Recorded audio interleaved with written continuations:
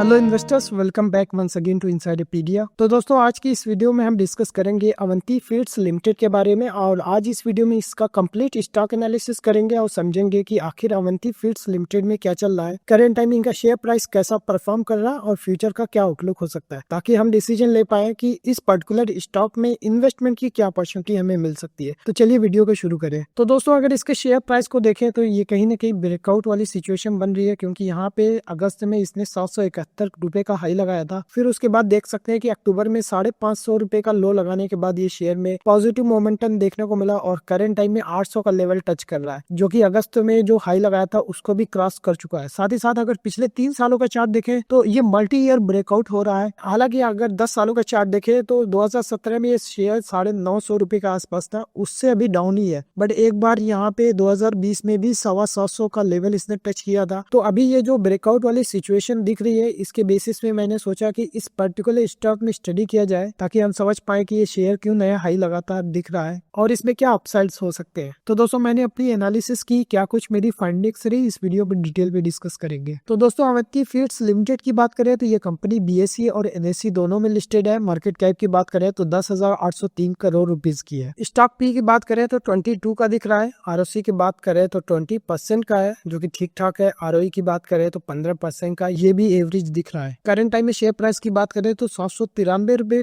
पे क्लोजिंग हुई है। इसने 822 रुपए का हाई रिसेंटली लगाया है। इसके लो की बात करें तो 472 रुपए पे ये ट्रेड कर रहा था। तो दोस्तों, अगर इनके बिजनेस की बात करें तो ये मैन्युफैक्चरर हैं आपके श्रिम्प फीड। इसके अलावा श्रिम्प का इनका प्रोसेसिंग प्लांट है, जहाँ पे ये फ्रोजन श्रिम्प की एक्सपोर्ट करते हैं। तो दोस्तों, श्रिम्प एक सी फूड होता है और इसको हमारी लोकल लैंग्वेज में झींगा भी बोलते हैं। ये कंपनी जो फार्मर्स होते हैं श्रिम्प का प्रोडक्शन करते हैं, उनके लिए जो खाना होता है, चारा होता है, उनकी मैन्युफैक्चरिंग करते हैं। साथ ही साथ जो श्रिम्प रेडी होता है उसका प्रोसेस करके फ्रोज करके सेल करते हैं। तो ये अवंती फीड्स लिमिटेड ये दोनों तरह के बिजनेसेस करती है। तो दोस्तों, काफी लोग वेजिटेरियन होते हैं जो कि सी फूड कंज्यूम नहीं करते, इसीलिए मैंने आपको डिटेल में बता दिया कि आखिर सी फूड होता क्या है। तो दोस्तों, इस वीडियो को काफी ऐसे लोग देख रहे होंगे जो कि वेजिटेरियन है और किसी भी तरह के कोई सी फूड को कंज्यूम नहीं करते। तो श्रिम्प एक सी फूड होता है, इसीलिए आप लोगों की अंडरस्टैंडिंग के लिए ये समझा दिया। तो दोस्तों, इनके श्रिम्प फीड यानी झींगे का जो चारा है, उसके अगर बिजनेस की बात करें तो 80% रेवेन्यू यहाँ से आ रहा है। इसके अलावा 20% रेवेन्यू प्रोसेसिंग और एक्सपोर्ट से आ रहा है। इसके अलावा हैचरी है, जहाँ पे ये श्रिम्प का लार्वा की प्रोडक्शन करते हैं। इसके अलावा पेट केयर, जहाँ पे रिसेंटली इन्होंने एक कंपनी इनकॉर्पोरेट किया, Avanti pet care private limited, जहाँ पे ये पेट का फूड की मैन्युफैक्चरिंग करते हैं। और अभी काफी इंटरेस्टिंग ये बिजनेस होने वाला है, जिसके बारे में अभी डिटेल में डिस्कस करेंगे। तो दोस्तों, बिजनेस के बारे में डिटेल में अभी डिस्कशन करेंगे और मैनेजमेंट की कॉल को भी डिस्कस करेंगे, लेकिन उससे पहले इनके फाइनेंशियल्स को स्टडी कर लेते हैं। तो दोस्तों, अगर क्वार्टरली रिजल्ट्स की बात करें तो यहाँ पे सेल्स देख सकते हैं कि दिसंबर 24 में 1366 करोड़ रुपीस का रेवेन्यू किया गया है, जो कि पिछली साल ये रेवेन्यू 1253 करोड़ रुपीस का था। तो वाई बेसिस पे ठीक ठाक ग्रोथ है, कोई बहुत अच्छी ग्रोथ नहीं है, लेकिन यहाँ पे प्रॉफिट के टर्म्स में काफी अच्छी ग्रोथ देखने को मिली है। 141 करोड़ रुपीस का प्रॉफिट किया है, जो कि पिछली साल सिर्फ 83 करोड़ रुपीस का था। तो वाई बेसिस पे काफी अच्छी ग्रोथ देखने को मिली है। इसके पीछे की वजह है ऑपरेटिंग प्रॉफिट मार्जिन, जो कि देख सकते हैं कि 8% का था पिछली साल, अभी 12% का काफी हेल्दी ऑपरेटिंग प्रॉफिट मार्जिन है। तो ऑपरेटिंग प्रॉफिट मार्जिन के टर्म्स में ही 50% की इंप्रूवमेंट देखने को मिली है। इसके अलावा दोस्तों, पिछले क्वार्टर से इसका कंपैरिजन नहीं करेंगे, क्योंकि ये एक सीजनल बिजनेस होता है और ऐसे बिजनेसेस को हमेशा वाई बेसिस पे यानी पिछली साल के दिसंबर क्वार्टर से इस साल के दिसंबर क्वार्टर में ही कंपेयर करना चाहिए। इसके अलावा दोस्तों, अदर इनकम का कंपोनेंट भी 39 करोड़ रुपीस का काफी ज्यादा दिख रहा है। इंटरेस्ट का पेमेंट सिर्फ 1 करोड़ रुपीस का नेग्लिजिबल सा है। डिप्रिसिएशन जो कि 15 करोड़ रुपीस का कांस्टेंट है, उसके कंपैरिजन में profit before tax 184 crore rupees का दिख रहा है, जो कि काफी हेल्दी लेवल पे मेंटेन है। तो दोस्तों, अगर इनके एनुअलाइज्ड रिजल्ट पे नजर डाले तो सेल्स देख सकते हैं कि FY24 में 5359 करोड़ रुपीस का रेवेन्यू था, जो कि TTM बेसिस पे अभी थोड़ा सा इंप्रूवमेंट हुआ है। 5511 करोड़ रुपीस का रेवेन्यू दिख रहा है। इसी के साथ नेट प्रॉफिट के टर्म्स में देख सकते हैं कि 394 करोड़ रुपीस का नेट प्रॉफिट था, जो कि अभी TTM बेसिस पे 512 करोड़ रुपीस का हाईएस्ट एवर प्रॉफिट कंपनी ने रिपोर्ट किया है। इसी के साथ ऑपरेटिंग प्रॉफिट मार्जिन देख सकते हैं कि FY23 में 8% का था, लेकिन FY24 में 9% का और अभी 11% का काफी हेल्दी ऑपरेटिंग प्रॉफिट मार्जिन ये मेंटेन कर रहे हैं। इसी के साथ डिप्रिसिएशन में कोई मेजर जंप देखने को नहीं मिला। इंटरेस्ट का लेवल भी काफी अंडर कंट्रोल है। लेकिन दोस्तों, एक जो चीज मैं हाईलाइट करना चाहूंगा कि बिजनेस में काफी अप्स एंड डाउन्स देखने को मिला है। जैसा कि देख सकते हैं कि 2018 में ये 466 करोड़ रुपीस का नेट प्रॉफिट था, जो कि 2021 में सिर्फ 397 करोड़ रुपीस का था। तो अगले साल ही ये ये प्रॉफिट डिप हो गया था और 360 करोड़ रुपीस का था। तो इस तरह के बिजनेस में एक रिस्क ये होता है कि अगर किसी टेम्परेरी वजह से प्रॉफिट इतना अच्छा दिख रहा है, क्या पता 2026 में आते आते ये प्रॉफिट दोबारा से डिप कर जाए और 400 करोड़ रुपीस का या 300 करोड़ रुपीस के प्रॉफिट पे पहुंच जाए। इस तरह का बिजनेस में रिस्क होता है, इसीलिए इस तरह का शेयर को लॉन्ग टर्म के लिए कभी भी इन्वेस्टमेंट नहीं करना चाहिए। कुछ लोग होते हैं जैसे 10 सालों के लिए मैं इन्वेस्टमेंट करूंगा, तो इस तरह के बिजनेसेस में थोड़ा सा सिक्लिकल नेचर होता है जिसकी वजह से अप्स एंड डाउन देखने को मिलता है। तो दोस्तों अगर इनके बैलेंस शीट की बात करें तो इक्विटी कैपिटल देख सकते हैं कि एकदम कांस्टेंट बना हुआ है, जिसका मतलब है कंपनी ने कोई भी शेयर इशू करके फंडिंग रेज नहीं की। इसी के साथ इक्विटी कैपिटल और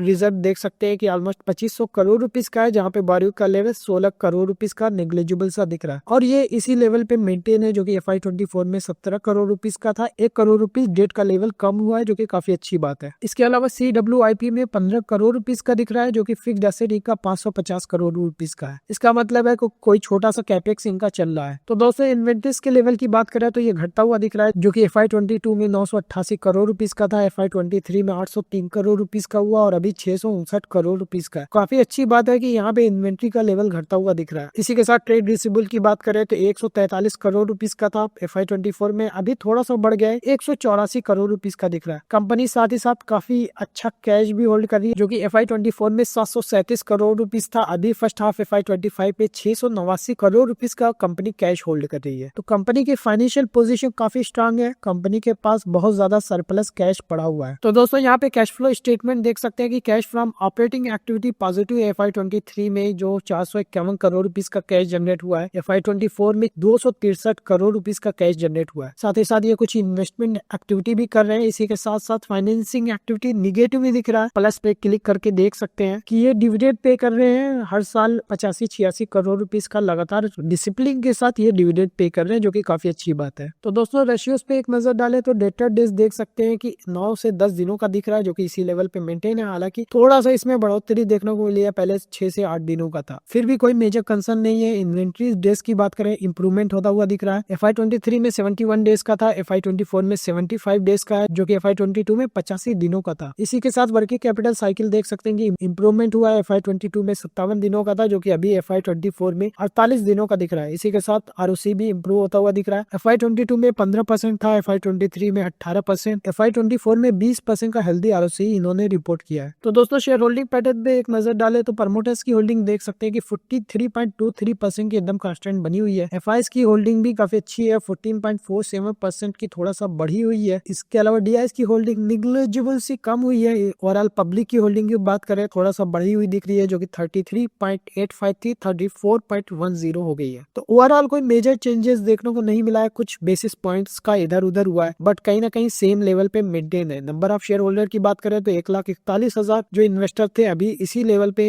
1,42,000 इन्वेस्टर इसमें इन्वेस्टेड है। तो दोस्तों अभी तक हमने देखा कि अवंती फीड्स का शेयर प्राइस कहीं ना कहीं ब्रेकआउट दे करके एक नया हाई लगा रहा है। इसके अगर बिजनेस की बात करें तो यानी झींगे का चारा ये मैन्युफैक्चर करते हैं, साथ ही साथ श्रिम्प की प्रोसेसिंग और एक्सपोर्ट का काम देखते हैं, लेकिन मेजर बिजनेस इनका फीड बिजनेस से आ रहा है, जहाँ पे 80% का कंट्रीब्यूशन है, 20% एक्सपोर्ट, 20% प्रोसेस्ड श्रिम्प को एक्सपोर्ट करते हैं वहां से आ रहा है। तो दोस्तों हमने इनका क्वार्टरली रिजल्ट देखा तो क्वार्टरली रिजल्ट में काफी अच्छा था, जहाँ पे इनका ऑपरेटिंग प्रॉफिट मार्जिन में इंप्रूवमेंट होता हुआ दिख रहा है, जिसकी वजह से सेल्स तो उतना नहीं बढ़ी है लेकिन प्रॉफिट काफी तेजी से बढ़ा है। इसी के अलावा इनका TTM बेसिस पे भी परफॉर्मेंस काफी अच्छी दिख रही है, जहाँ पे कंपनी कोई भी मेजर डिप्रेशिएशन नहीं है, इंटरेस्ट भी काफी नेग्लिजिबल सा है। साथ ही साथ एक जो चीज जो मैंने हाईलाइट करना चाहूंगा दोबारा से कि इसके बिजनेस में अप्स एंड डाउन्स देखने को मिला है। जैसे 2018 बहुत अच्छा गया था, 2025 अभी बहुत अच्छा जा रहा है। बैलेंस शीट की बात करें तो कंपनी एकदम डेट फ्री है, कंपनी 650 का स्ट्रॉन्ग कैश मेंटेन कर रही है, जो कि काफी अच्छी बात है। इनके पास कोई भी इन्वेस्टमेंट करने के लिए इनफ कैश अवेलेबल है। कैश फ्लो में हमने देखा कि ये डिसिप्लिन के साथ 85-86 करोड़ रुपीस का डिविडेंड हर साल पे कर रहे हैं, जो कि काफी अच्छी बात है। इसके अलावा रेशियोज भी इंप्रूव कर रहे हैं क्योंकि प्रॉफिटेबिलिटी इंप्रूव कर रही है। शेयर होल्डिंग पैटर्न में हमने देखा कि प्रमोटर्स की होल्डिंग कांस्टेंट है, हालांकि FIs और DIs और पब्लिक की होल्डिंग में थोड़ा सा अप्स एंड डाउन देखने को मिल रहा है, लेकिन कुछ ही बेसिस पॉइंट्स का चेंजेस है, तो कोई मेजर चेंजेस देखने को नहीं मिला। तो दोस्तों अब आगे इस वीडियो में देखेंगे कि आखिर मैनेजमेंट की क्या कमेंट्री है, करंट टाइम में पॉजिटिव डेवलपमेंट कौन से हो रहे हैं कंपनी में कि ये शेयर नया हाई लगा रहा है, ताकि हम डिसीजन ले पाए कि इस पर्टिकुलर स्टॉक में हमें इन्वेस्टमेंट करने की क्या अपॉर्चुनिटी मिल सकती है। तो चलिए मैनेजमेंट की कमेंट्री को डिस्कस करें। तो दोस्तों अगर श्री फीड के जो ये मैन्युफैक्चरिंग करते हैं उसके रॉ मटेरियल के प्राइस ट्रेंड की बात करें, क्योंकि यहाँ पे जो प्रॉफिट इंप्रूव हो रहा है वो बेसिकली रॉ मटेरियल के प्राइसेस चेंजेस होने की वजह से हो रहा है। यहाँ पे रॉ मटेरियल के प्राइसेस कम हुए हैं जिसकी वजह से ऑपरेटिव प्रॉफिट मार्जिन इंप्रूव होता हुआ दिख रहा है। तो अगर इनके मेजर रॉ मटेरियल की बात करें तो फिश मील है, सोयाबीन मील है, इसके अलावा व्हीट फ्लोर है। तो ये 3 मेजर जो कंपोनेंट है जो कि रॉ मटेरियल में यूज होते हैं। इसके अलावा इनका फ्लक्चुएशन है जो डिपेंड करता है कि एग्रीकल्चर कैसा हो रहा है, सोयाबीन और व्हीट फ्लोर। इसके अलावा फिश मील जो कि अगेन मछलियों से ही बनता है, तो और मछलियां किस तरीके से समुद्र से पकड़ी जा रही है उस पर डिपेंड करता है। तो अभी रॉ मटेरियल के प्राइसेस घट रहे हैं जिसकी वजह से इनके बिजनेस में प्रॉफिटेबिलिटी इंप्रूव हो रही है। तो दोस्तों अगर इसके प्राइसेस की बात करें तो जैसे फिश मील का जो प्राइसेस जो है 93 रुपीज पर केजी का है, जो कि डाउन हो गया है 105 रुपए पर केजी से, जो कि पहले 128 रुपए पर केजी था। तो देख सकते हैं कि 128 रुपए से जो रेट है 93 रुपीज पे आ गया। इसके अलावा सोयाबीन मिल की बात करें जो कि 53 रुपए का था वो घट करके 49 का हुआ, फिर 46 का हो गया। इसके अलावा व्हीट फ्लोर जो कि आटा है जो कि 35 रुपए किलो था, थोड़ा सा बड़ा है जो कि पहले 31-32 रुपए में था, अभी आटे का दाम 35 रुपए किलो हो गया। हो सकता है आने वाले सीजन में 36 या 37 रुपए भी रेट चला जाए। इसके अलावा फिश मील है, इसके अलावा सोयाबीन मील है, जो कि दोनों के प्राइसेस घट रहे हैं जिसकी वजह से प्रॉफिटेबिलिटी इंप्रूव हो रही है। हालांकि व्हीट फ्लोर का प्राइसेस बढ़ रहा है, लेकिन ओवरऑल जो तीनों का कॉम्बिनेशन की बात करें तो नेट में प्राइसेस घटा है जिसकी वजह से इनका बिजनेस 11-12% का healthy operative profit margin report किया है, जो कि पिछली साल सिर्फ 8% का था। तो दोस्तों इसके अलावा एक्वा कल्चर का इंडस्ट्री ट्रेंड कैसा है उसको डिस्कस कर ले। तो दोस्तों ये जो इंडस्ट्री है यहाँ पे कंजम्पशन जो डिपेंड करता है, एक तो क्लाइमेट कंडीशन, इसके अलावा डिजीज आउटब्रेक, क्योंकि अगर यहाँ पे कोई क्लाइमेट चेंजेस देखने को मिलता है तो भी प्रोडक्शन पे इम्पैक्ट होता है, साथ ही साथ कोई बीमारी फैल जाती है तो उससे भी हार्वेस्टिंग में काफी ज्यादा इम्पैक्ट होता है। लेकिन दोस्तों बताया जा रहा है कि Q3 FY25 काफी फेवरेबल कंडीशन थी, जहाँ पे ये हार्वेस्टिंग सीजन जो है एक्सटेंड होता हुआ दिख रहा है। सितंबर से दिसंबर 24 तक ये हार्वेस्टिंग का सीजन चला है और यहाँ पे फीड कंजम्पशन काफी ज्यादा डिमांड बढ़ गई है Q3 FY24 में। अगर श्रिम्प के प्रोडक्शन की बात करें तो 2024 में 10.5 लाख मेट्रिक टन था, जो कि बढ़ करके 11 लाख मेट्रिक टन का श्रिम्प प्रोडक्शन 2024 में हुआ है। तो दोस्तों इसी के साथ कंपनीज का फीड सेल्स हालांकि किस तरीके से हुई है इसको डिस्कस कर लें। तो इन्होंने बताया कि FY24 में 4,96,000 मेट्रिक टन की सेल्स हुई थी, जो कि फर्स्ट 3 क्वार्टर FY25 में 4,25,000 मेट्रिक टन की सेल हुई है। कहीं ना कहीं यहाँ बिजनेस में वॉल्यूम के टर्म्स में डी ग्रोथ हुई है, लेकिन यहाँ पे प्रॉफिट बढ़ता हुआ दिख रहा है, साथ ही साथ प्राइसेस भी बढ़े होंगे जिसकी वजह से काफी हेल्दी प्रॉफिट मार्जिन ये रिपोर्ट कर रहे हैं, लेकिन नेट में वॉल्यूम कम हुआ है। तो दोस्तों इंडिया के सी फूड का एक्सपोर्ट मार्केट किस तरीके से चल रहा है इसको डिस्कस कर ले।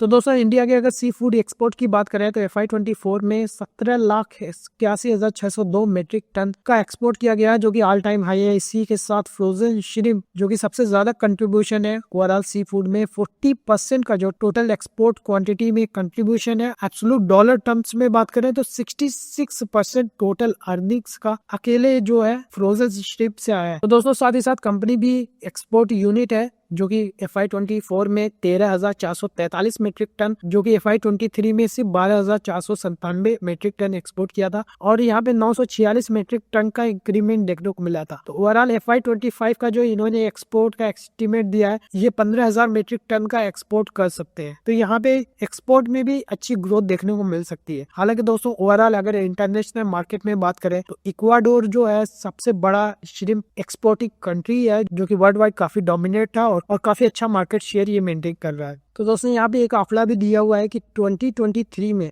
इक्वाडोर जो मेनली चाइना में एक्सपोर्ट कर रहा है 66% का मार्केट शेयर ये चाइना में मेंटेन कर रहा है। तो दोस्तों आप समझ सकते हैं कि सी फूड की इंडस्ट्री में इक्वाडोर कितना आगे है, जो कि चाइना जो कि एक काफी बड़ा कंट्री है वहाँ पे 66% का ये मार्केट शेयर मेंटेन कर रहे हैं। तो दोस्तों इसके अलावा कुछ इंडस्ट्री में चैलेंजेस भी हैं। चैलेंजेस की अगर बात करें तो काउंटर वेलिंग ड्यूटी जो कि यूएस की तरफ से इम्पोज की जा रही है, 5.77% की ड्यूटी इम्पोज कर दी गई है, जिसकी वजह से कंपनी का जो यूएस का बिजनेस था मेनली यूएस में ही एक्सपोर्ट कर रहे हैं, तो यहाँ पे थोड़ा सा इनको दिक्कत हो सकती है, जिसकी वजह से ये एक्सपोर्ट का एक्सपेंशन कर रहे हैं, जो कि जापान, कोरिया, यूरोपियन यूनियन और खास करके मिडिल ईस्ट में ये अपना बिजनेस बढ़ाएंगे ताकि यूएस पे डिपेंडेंसी कम हो सके। लेकिन दोस्तों अभी शॉर्ट टर्म के लिए चैलेंजेस रहेगा, क्योंकि नई मार्केट में इंटर करने में टाइम लगता है, क्योंकि अभी मेजर बिजनेस यूएसए में है, तो यहाँ पे यूएसए का जो एक्सपोर्ट का यूनिट है वो इम्पैक्ट होगा। तो दोस्तों अगर इनके फाइनेंशियल परफॉर्मेंस की बात करें तो Q3 FY25 में जो ग्रॉस इनकम है 328 करोड़ रुपीस का जो इन्होंने रिपोर्ट किया, जो कि Q2 के कंपेरिजन में 44 करोड़ रुपीस का इंप्रूवमेंट देखने को मिला। तो अगर इसके ग्रोथ ड्राइवर्स की बात करें तो मेनली इनका वॉल्यूम से ग्रोथ आई है,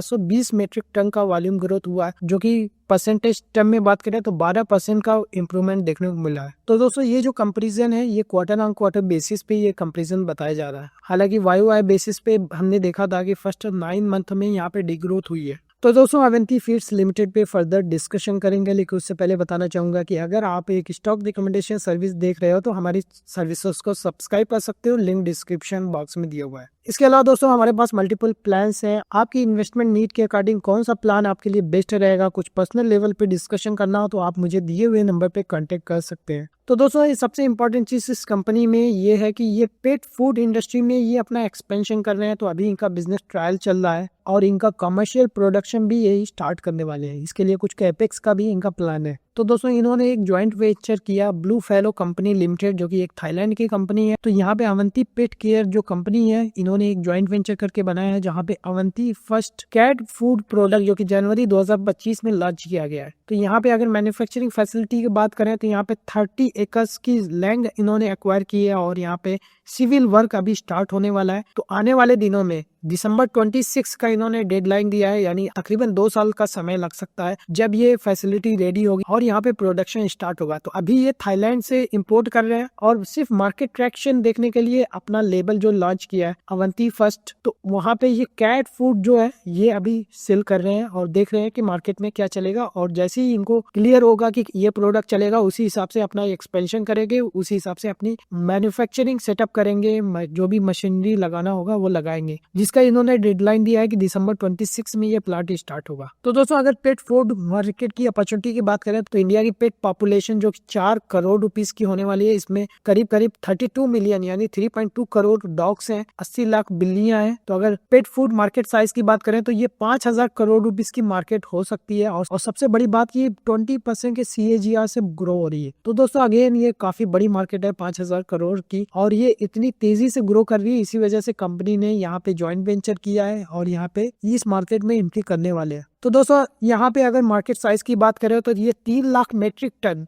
और मेनली अभी 50% इम्पोर्ट हो रहा है जो कि पेट फूड है और इसीलिए ये एंट्री कर रहे हैं। तो दोस्तों अभी ये सिर्फ कैट फूड पे फोकस कर रहे हैं। अगर इसका प्रोडक्ट लॉन्च की बात करें तो इन्होंने मुंबई, हैदराबाद, चेन्नई और बेंगलोर जैसे मेट्रो सिटीज में अपना अभी ब्रांडिंग और प्रमोशन कर रहे हैं, जहाँ पे ये अपना पेट फूड का अभी सप्लाई स्टार्ट कर दिया है। तो दोस्तों जैसे ये साउथ इंडिया में थोड़ा सा कंसोलिडेशन होगा, ये नॉर्थ इंडिया में भी एक्सपेंड करेंगे। इसके अलावा जुलाई 25 में यानी अगले क्वार्टर तक ये डॉग फूड और कुछ नए फ्लेवर्स भी पोर्टफोलियो में ऐड करेंगे। तो आने वाला क्वार्टर काफी इंटरेस्टिंग होगा। एक तो और क्लैरिटी हो जाएगी कि इको प्रोडक्ट का मार्केट में क्या रिस्पॉन्स देखने को मिल रहा है और डॉग फूड में गो टू मार्केट स्ट्रेटेजी क्या होने वाली है। इसके अलावा कौन कौन से नए फ्लेवर्स ये ऐड कर रहे हैं। हालांकि दोस्तों यहाँ पे 50% जो इम्पोर्ट हो रहा है, लेकिन कंपटीशन भी है। कुछ एस्टेब्लिश प्लेयर जो मार्केट में भी प्रेजेंट है। अगर इसके बिजनेस की मार्जिन की बात करें तो 7 से 10% का मार्जिन इनको मिल सकता है। अगेन ये रॉ मटेरियल के प्राइसेस पे डिपेंड करता है। तो दोस्तों जब भी कोई कंपनी बहुत ज्यादा हाईलाइट करे कि यहाँ पे रॉ मटेरियल का प्राइसेस इम्पैक्ट हो रहा है, तो कहीं ना कहीं वो एक कमोडिटी प्रोडक्ट बिल्ड कर दी है। क्योंकि जो कंपनी वैल्यू एडेड प्रोडक्ट बनाती है उसमें रॉ मटेरियल प्राइसेस बढ़ते हैं तो वो तुरंत अपना प्राइसिंग रिवाइज करते हैं और पास ऑन कर देते हैं। लेकिन जो कमोडिटी कंपनी होती है उनका रॉ मटेरियल के प्राइसेस इंपैक्ट होने से मार्जिन भी इंपैक्ट होता है। और साथ ही साथ ये भी बताता है कि ये रॉ मटेरियल के प्राइसेस बहुत ज्यादा, जो कि कंपनी वैल्यू एडेड प्रोडक्ट बनाती है, उनका मार्जिन काफी अच्छा होता है। इसीलिए थोड़ा सा रॉ मटेरियल के प्राइसेस में भी अप्स एंड डाउन्स नहीं होता। तो दोस्तों एक्वाकल्चर का सीजनल आउटलुक किस तरीके का है तो इसको डिस्कस कर लें। तो दोस्तों इन्होंने बताया कि एक्वाकल्चर का जो मेचेस सीजन होता है जो कि मिड जनवरी से स्टार्ट हो जाता है, तो यहाँ पे इन्होंने बताया कि काफी पॉजिटिव आउटलुक देखने को मिला। खास करके क्लाइमेट काफी अच्छा है। इसके अलावा फार्मर्स के लिए प्राइसेस भी काफी इंकरेजिंग है। और अगर प्रोडक्शन में ग्रोथ की बात करें तो 5% के YoY बेसिस पे ग्रोथ देखने को मिल सकती है। तो दोस्तों ये वैल्यू एडेड श्रिम्प के प्रोसेसिंग पे भी फोकस कर रहे हैं ताकि ग्लोबल मार्केट में जो कि कंपटीशन काफी इंटेंस है और USA ने जो ड्यूटी भी इंपोर्ट कर दी है, इसकी वजह से ये वैल्यू एडेड प्रोडक्ट पे फोकस कर रहे हैं जहाँ पे हाई मार्जिन है और कंपटीशन भी कम है। इसके अलावा ग्लोबल श्रिम्प मार्केट के आउटलुक की बात करें तो यहाँ पे बताया जा रहा है कि काफी स्टेबल है और सेफ, और 5% की ग्लोबल डिमांड भी देखने को मिल सकती है। तो दोस्तों अगर इनका प्रोडक्शन, स्केलिंग और वर्कफोर्स मैनेजमेंट की बात करें तो क्योंकि काफी ये लेबर इंटेंसिव बिजनेस ये कर रहे हैं, तो दोस्तों अगर इनके करंट प्रोडक्शन कैपेसिटी यूटिलाइजेशन की बात करें तो पीक सीजन में 100% यूटिलाइज हो जाता है और ऑफ सीजन में 50% का यूटिलाइजेशन रहता है, क्योंकि एक थोड़ा सा सीजनल है तो सीजन के पीक टाइम में कैपेसिटी 100% यूटिलाइज हो जाती है। अगर एनुअल एवरेज की बात करें तो 60 से 65% की कैपेसिटी यूटिलाइज हो जाती है, लेकिन आने वाले 4 से 5 क्वार्टर में ये एक्सपेक्ट कर रहे हैं कि 80% का यूटिलाइजेशन देखने को मिल सकता है। साथ ही साथ दोस्तों इन्होंने बताया कि ये काफी लेबर इंटेंसिव इंडस्ट्री है, जहाँ पे 2000 प्लस वर्कर्स फैसिलिटीज में काम करते हैं, तो इनके लिए ट्रेनिंग का प्रोग्राम अरेंज करना पड़ता है। साथ ही साथ ये कुछ एक्सपेंशन भी कर रहे हैं, तो उनके लिए नए एम्प्लॉयज को ट्रेन करना पड़ेगा। इसके अलावा दोस्तों गवर्नमेंट की PLI स्कीम भी इनको मिल रही है, जो कि PLI इंसेंटिव एनुअलाइज्ड बेसिस पे मिलता है। अगर तो दोस्तों पिछले 2-3 वीडियो में जिसमें हमने मल्टीपल इलेक्ट्रॉनिक्स मैन्युफैक्चरिंग कंपनीज के वे डिस्कशन किया था, उसमें भी सेम चीज देखने को मिली थी कि FY24 में जो भी इन्होंने रेवेन्यू किया था FY25 में रिव्यू होता और अप्रैल 25 में ये सारा जो इंसेंटिव है इनको रिलीज होगा। तो दोस्तों यही सेम चीज दूसरी इंडस्ट्री जैसे कि MS में भी बताया गया, जो कि पिछले वीक मैंने लोती कंपनी स्टडी की थी। अगर आपने वो वीडियोस नहीं देखा तो देख लीजिए, अभी लिंक का आई बटन में दिया हुआ है। तो पिछले साल जो टर्नओवर था उसका इंसेंटिव नेक्स्ट ईयर यानी इस साल मिलेगा, और FY25 का जो इंसेंटिव है अप्रैल 2026 में उनको मिलेगा। तो इस तरीके से PLI इंसेंटिव काम करती है। तो दोस्तों इनका कैपेक्स किस तरीके से चल रहा है, मैन्युफैक्चरिंग एक्सपेंशन ये क्या कर रहे हैं, इसको डिस्कस कर लें। तो दोस्तों अगर इनके इन्वेस्टमेंट ओवरव्यू की बात करें तो इन्होंने लैंड परचेस की है 36 करोड़ रुपीस की, जहाँ पे ये 30 एकड़ रुपए की लैंड हैदराबाद में एक्वायर की है। तो यहाँ पे प्लांट एंड मशीनरी में भी 60 करोड़ रुपीस का ये कैपेक्स करेगी। तो दोस्तों ओवरऑल कहीं ना कहीं 100 करोड़ रुपीस का ये कैपेक्स होने वाला है। कंपनी के पास 650 करोड़ रुपीस का कैश बैंक अकाउंट में है, तो कंपनी को कोई भी दिक्कत नहीं है, नहीं को लोन लेना पड़ेगा और न ही कोई इक्विटी डायलूट करनी पड़ेगी, जो कि काफी अच्छी बात है। लेकिन दोस्तों ये जो मेन जो 100 करोड़ रुपीस का ये कैपेक्स कर रहे हैं ये पेट फूड में करने वाले हैं, जहाँ पे अभी कैट फूड ऑलरेडी इनका मार्केट में सप्लाई हो रहा है, लेकिन अभी करंट टाइम में साउथ इंडिया में कर रहे हैं, फ्यूचर में नॉर्थ इंडिया में जाएंगे। इसके अलावा डॉग फूड का भी प्रोडक्शन करेंगे। तो दोस्तों इसके अलावा फैक्ट्री प्लानिंग और कंस्ट्रक्शन की बात करें तो यहाँ पे प्रोडक्शन जो स्टार्ट होगा दिसंबर 2026 में, ये कमर्शियल प्रोडक्शन ये स्टार्ट होने का अभी डेट इन्होंने अनाउंस की है। तो कहीं ना कहीं 20-21 महीने अभी लग सकते हैं। तो दोस्तों इस वीडियो का एंडिंग पार्ट कंक्लूजन। तो दोस्तों अभी तक हमने देखा कि अवंती फीड्स लिमिटेड का जो शेयर प्राइस ब्रेकआउट दे रहा है, जो कि प्रीवियस हाई था उसको क्रॉस करता है। इसी वजह से मैंने स्टॉक एनालिसिस किया और हमने देखा कि इनका क्वार्टरली रिजल्ट अच्छा आ रहा है, क्योंकि यहाँ पे रॉ मटेरियल के प्राइसेस बढ़ रहे हैं, जो कि मेनली आपका फिश मील और साथ ही साथ सोया मील, ये दोनों के प्राइसेस घट रहे हैं और ओवरऑल रॉ मटेरियल के प्राइसेस घटने की वजह से इनका प्रॉफिट मार्जिन इंप्रूव हो रहा है और बिजनेस और प्रॉफिटेबिलिटी बढ़ रही है। इसके अलावा जो दोस्तों सबसे इंपॉर्टेंट पॉजिटिव डेवलपमेंट इस कंपनी में हो रहा है कि पेट फूड इंडस्ट्री में इंडक्ट कर रहे हैं, जिसकी वजह से अगेन ये एक पॉजिटिव फैक्टर है, जो कि कंपनी के शेयर प्राइस में रैली देखने को मिल रही है। इसके अलावा इनका प्लान है कि मिड 2025 में ये डॉग फूड का भी प्रोडक्ट मार्केट में लेके आए, और जैसे ही साउथ इंडिया में थोड़ा ट्रैक्शन मिलेगा ये नॉर्थ इंडिया में भी इंटर करेंगे। लेकिन दोस्तों अभी जो भी प्रोडक्ट मार्केट में सप्लाई कर रहे हैं, अभी ये इंपोर्ट कर रहे हैं उसके बाद सप्लाई कर रहे हैं, ये जस्ट मार्केट टेस्ट कर रहे हैं। लेकिन जैसे ही क्लैरिटी होगी कौन सा प्रोडक्ट तैयार करना है तो ये अपना इन हाउस प्रोडक्शन स्टार्ट कर देंगे। उसके लिए फैक्ट्री सेटअप कर रहे हैं, जिसका कमर्शियल प्रोडक्शन दिसंबर 26 में स्टार्ट होगा। तो दोस्तों अभी काफी टाइम है जब ये पेट फूड इंडस्ट्री में एक बड़े मेजर प्लेयर के तौर पे उभर सकते हैं। तो दोस्तों आने वाला समय काफी इंटरेस्टिंग हो सकता है। लेकिन दोस्तों करंट टाइम में जो चीज मैं देख रहा हूँ कि जो कि रॉ मटेरियल के प्राइसेस अगर बढ़ जाते हैं तो इनका बिजनेस अगेन दोबारा से 7-8% के लेवल पे आ सकता है। तो करंट टाइम में जो प्रॉफिट बहुत अच्छा दिख रहा है, 500 करोड़ प्लस का TTM बेसिस पे प्रॉफिट दिख रहा है, वो कम हो जाएगा। इसके अलावा USA में जो फ्रोजन श्रिम्प का एक्सपोर्ट करते हैं, वहां से काउंटर वेलिंग ड्यूटी जो लग गई है, इसकी वजह से थोड़ा सा एक्सपोर्ट में भी इम्पैक्ट देखने को मिल सकता है। इसके अलावा दोस्तों स्टॉक पी की बात करें तो 22 का है। इसके अलावा चूंकि ये सीजनल बिजनेस है तो अगेन कहना काफी टफ है कि ये स्टॉक पी कम है या ज्यादा है, क्योंकि अगर रॉ मटेरियल के प्राइसेस बढ़ जाते हैं, प्रॉफिट मार्जिन घट जाता है, तो तुरंत स्टॉक पी ये 40 का दिखने लगेगा, जिसकी वजह से इस तरह की कंपनीज में कुछ डिसीजन लेना काफी टफ हो जाता है। हालांकि दोस्तों इनका एग्जिस्टिंग बिजनेस में तो कमोडिटी नेचर काफी ज्यादा है, लेकिन अगर ये पेट फूड इंडस्ट्री में कोई एक ब्रांड बिल्ड कर लेते हैं आने वाले सालों में, तो अवंती फीड्स एक फूड इंडस्ट्री में एक अच्छा प्लेयर बन सकती है। लेकिन दोस्तों जहां तक इन्वेस्टमेंट और रिकमेंडेशन का सवाल है, मैंने जस्ट स्टडी किया, कंपनी अच्छी लगी, लेकिन इन्वेस्टमेंट के लिए मुझे लगता है कि लॉन्ग टर्म इन्वेस्टमेंट के लिए सारी कंपनीज को अवॉइड करना चाहिए। अगर आपको इन्वेस्टमेंट करना है तो आपको रॉ मटेरियल के प्राइसेस पे बहुत क्लोजली ट्रैक करना पड़ेगा, और रॉ मटेरियल के प्राइसेस बढ़ते हैं या फाइनल एंड प्रोडक्ट का दाम घटता है, ग्लोबल डिमांड डिमांड वीक होती है और ये शेयर तुरंत अंडर परफॉर्म कर सकता है और शेयर क्रैश भी कर सकता है। तो ये इस तरह का रिस्क इस कंपनी में होता है। तो दोस्तों उम्मीद करता हूँ वीडियो समझ में आएगा। इसके अलावा इस कंपनी में आपकी क्या इन्वेस्टमेंट है कमेंट सेक्शन में लिख करके मुझे भी बताएं। वीडियो कैसा लगा, अच्छा लगा तो लाइक करें, चैनल पे नए हैं तो सब्सक्राइब कर लीजिए क्योंकि इसी तरह की वीडियोस मैं रेगुलरली अपडेट करते रहता हूँ। And thank you for watching.